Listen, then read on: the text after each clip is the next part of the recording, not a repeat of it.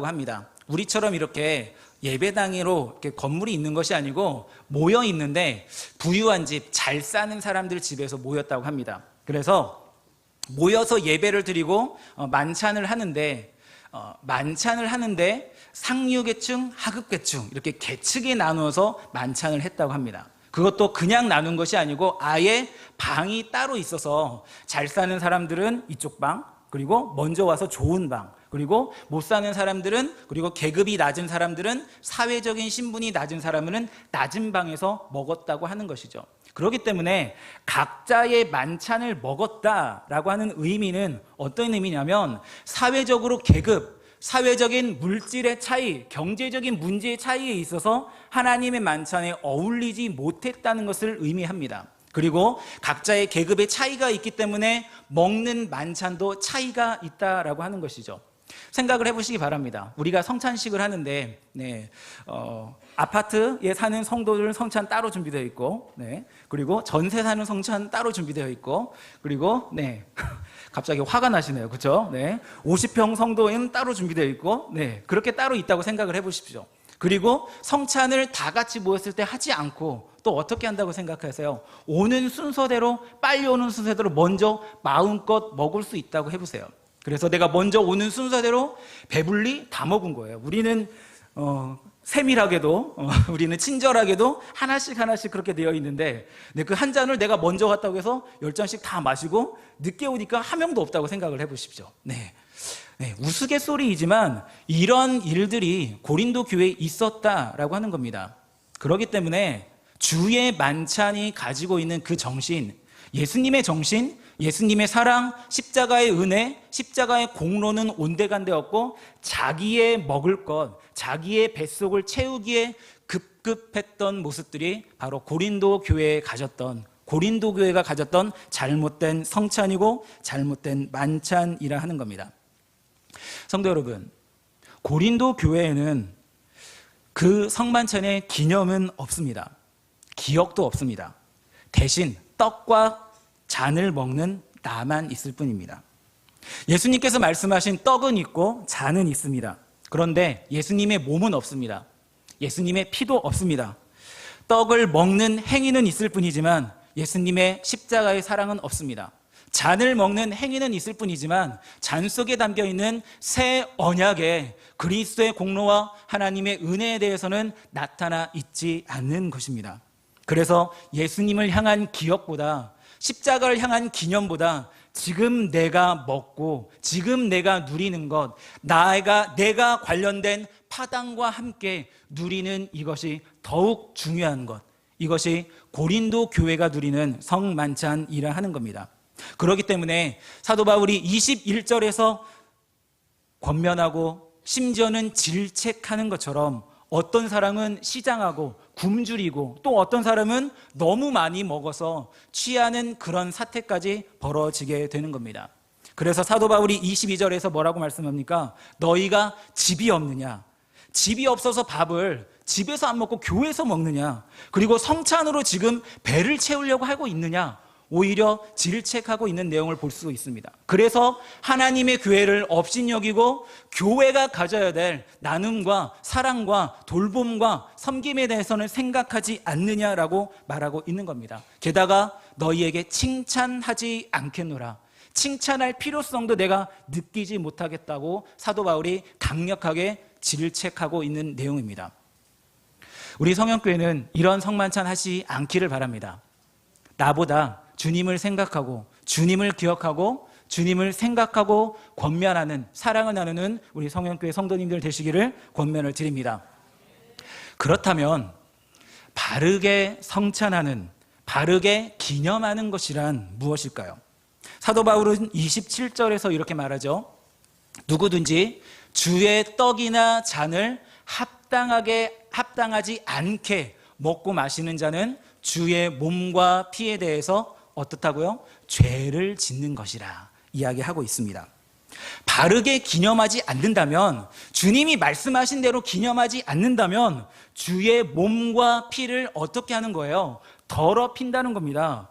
그리고 심지어는 그것이 무엇이 된다는 겁니까? 죄가 된다고 하는 겁니다.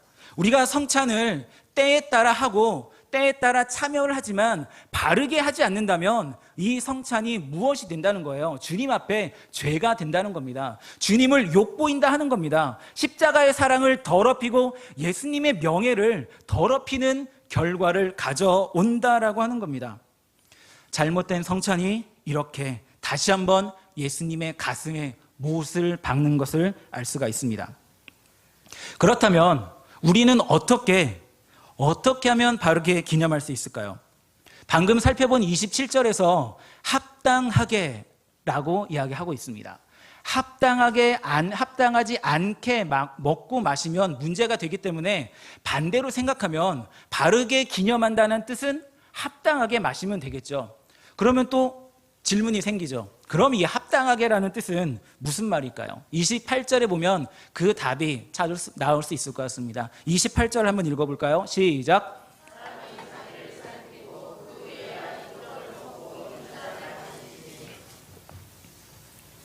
사도 바울은 자기를 살핀 후에 떡을 먹고 작을 마시라고 이야기합니다.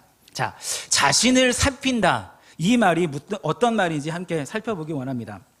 합당하게 마셔야 되는데 합당하게란 자신을 살핀다라고 했습니다. 여기서 자신을 살핀다라고 하는 말의 뜻은 자신이 시험을 스스로 통과한다는 것입니다. 그리고 그냥 통과하는 것이 아니고 통과했다는 것을 입증한다는 뜻입니다. 그러니까 내가 주님의 성찬을 내가 바르게 먹고 있나, 바르게 기념하고 있나 살펴본다면 어떻다는 거예요? 내가 지금 스스로 내 시험에서 통과했는지, 그리고 이 통과한 것을 입증했는지를 살펴보아야 한다는 겁니다. 그러면 또 의심이 생기죠. 질문이 생기죠. 여기까지는 알겠는데 그러면 스스로 무엇을 통과한다는 말일까? 그렇게 생각을 해볼 수가 있을 거예요. 자, 자신을 살핀다는 말을 다음에 우리는 29절을 살펴보기를 원합니다. 29절에 보면 사도 바울이 자신을 살핀다는 말을 무엇과 연결을 지어서 말하고 있냐면 주의 몸이라는 표현과 연결을 지어서 이야기를 하고 있습니다. 즉 자기를 분변한다는 말과 자기를 살펴본다는 말이 무엇과 같다는 거예요? 주의 몸을 분별한다는 것과 같은 의미로 동일한 뉘앙스로 말하고 있다라고 하는 겁니다. 그렇기 때문에 정리해보자면 바르게 기념하라, 이 말은 무슨 말이에요? 주님의 몸을 분별하고서 마신다, 분별하고 먹는다, 이것을 뜻하는 겁니다. 주의 몸은 무엇입니까? 우리는 잘 알고 있습니다. 교회를 살피는 겁니다. 주님의 몸은 교회이고 교회는 바로 주님의 몸이기 때문입니다. 사도 바울이 교회에 대해서 말한 우리 에베소서 1장 22절 말씀을 함께 보겠습니다. 함께 살펴볼까요? 시작. 만물을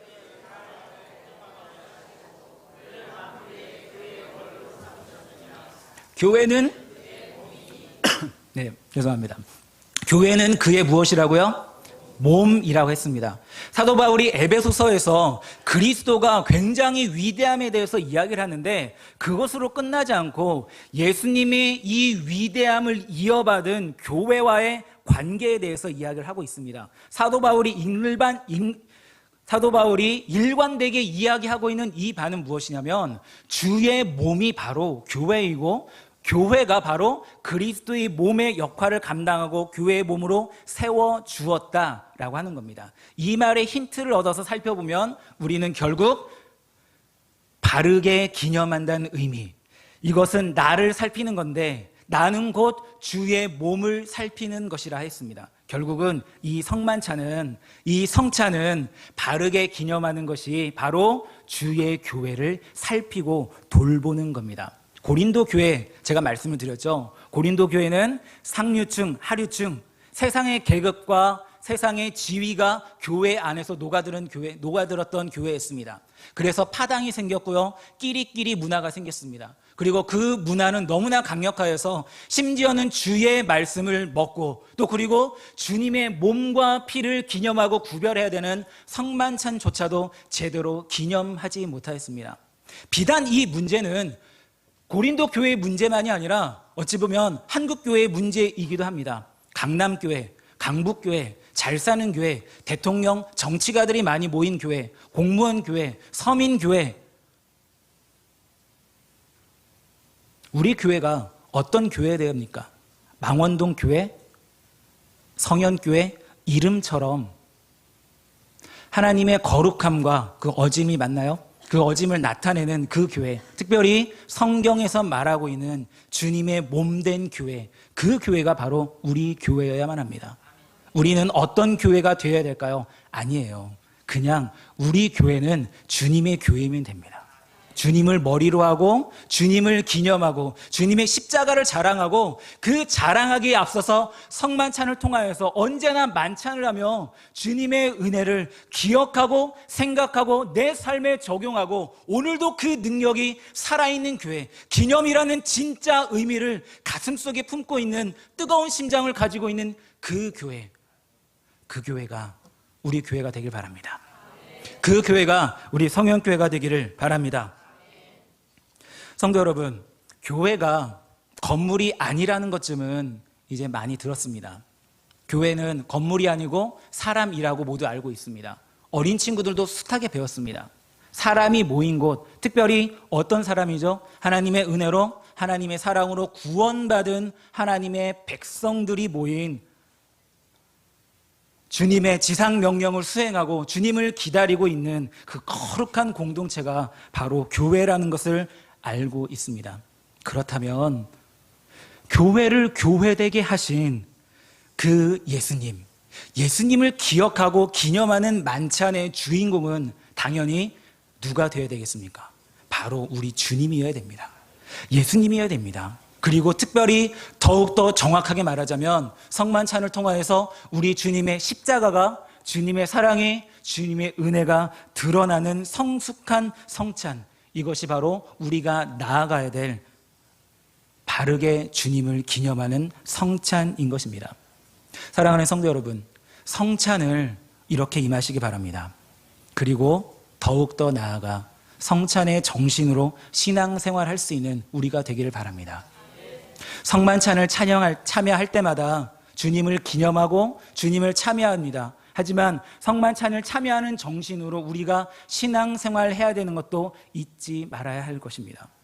예수님을 기념하고 예수님을 기억하고 예수님의 삶이 옛날 사건이 아니라 오늘도 내 삶을 통하여서 드러나고 나타나고 하나님의 역사가 나타나는 것이 바로 우리의 삶이고 우리의 신앙생활이어야만 할 것입니다.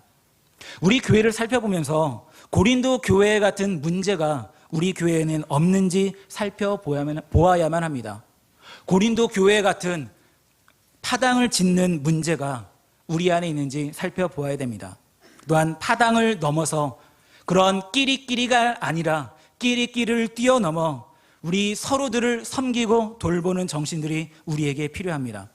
한 분 예수 그리스도를 믿는다 하지만 우리의 삶과 우리의 신앙생활을 보면 소위 코드에 맞는 사람을 따라서 네 편과 내 편을 가르기가 쉽습니다. 그리고 그 코드를 맞추기 위하여서 때로 노력은 합니다. 그런데 노력을 하는 내용들을 가만히 들여다보고 신방을 통해서 생각을 해보자면 노력은 열심히 하세요. 그런데 우리 220V, 110V 아시나요? 네, 220V, 110V 옛날 다른 코드를 가지고 열심히 끼우려고 노력하는 모습들을 바라봅니다. 노력은 하는데 항상 누구의 입장에서 노력을 하는 거예요? 내 입장에서 노력을 하는 거예요. 마치 고린도 교회가 성찬을 하는 것, 노력은 한다고 말하고 교회로서 기능은 가진다고 하지만 그 노력이 항상 나를 위한 노력이라면 이것은 하나님의 만찬은 잘못 이해하고 잘못 적용하는 겁니다. 왜 그럴까요? 예수님께서 나를 기념하라 라는 말씀을 통해서 주신 그 기념은 십자가라고 얘기를 했습니다. 제가 문제를 하나 드릴까요? 십자가는 하늘의 것입니까? 땅의 것입니까? 정확히 말하면 땅의 것입니다.